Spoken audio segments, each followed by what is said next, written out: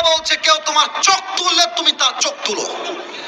হাতের বদলে হাত, পায়ের বদলে পা, নাকের বদলে নাক, জানের বদলে জান, এটার নাম ইসলামের সংবিধান।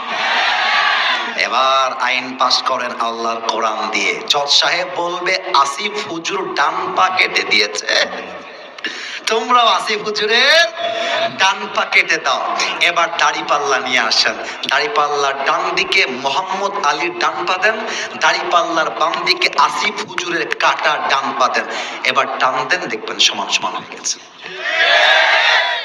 ওমান হাকামা বিহি আদালা, এই কোরআন দিয়ে যে বিচার করবে সেই তো সঠিক বিচার করতে পারবে। অতএব আমরা আগামী বাংলাদেশের নির্বাচনে কোন গাঁজাখোর এমপিকে দেখতে চাই না, সুদখোর এমপি দেখতে চাই না। আমরা দেখতে চাই এমন এমপি যে এমপি আল্লাহর এই জমিনে আল্লাহর কোরআন দিয়ে আইন পাস করতে চায়।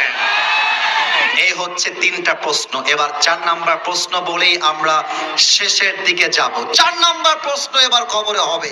ফেরেশতা বলবে কি রে বাবা, এ তো একটাও আটকায় না, ব্যাপার কি? বলবে এই ভাই, ওমা ইলমুক, what is the source of your knowledge? তুমি এতগুলো জ্ঞান অর্জন করেছো কই থেকে, তোমার জ্ঞানের উৎস কোথায়?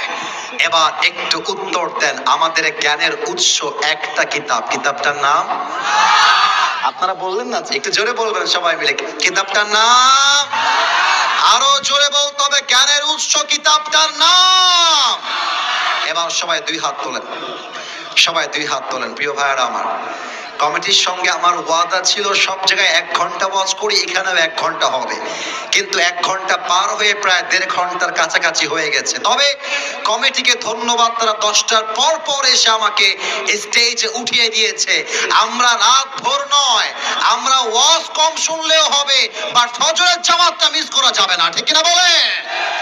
একটু হাতটা মুষ্টিবদ্ধ করেন, একটু আমার দিকে তাকায় করলে ভালো হবে। এই যে এইভাবে, মাশাআল্লাহ মাশাআল্লাহ। এবার একটু উঁচু করেন, মাশাআল্লাহ। যা বলছি তাই শুনছি, এটা আমার বগুড়ার মাটি, আমার প্রাণের মাটি। একটু আল্লাহকে ডাকতেন, আল্লাহ। আওয়াজটা আগের মতো হয় নাই, আরেকবার আল্লাহ।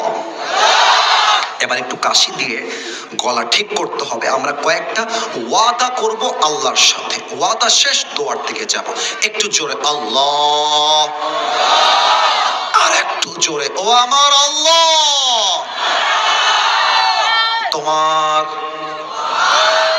একটু বুঝতে সমস্যা হয়েছে, আবারও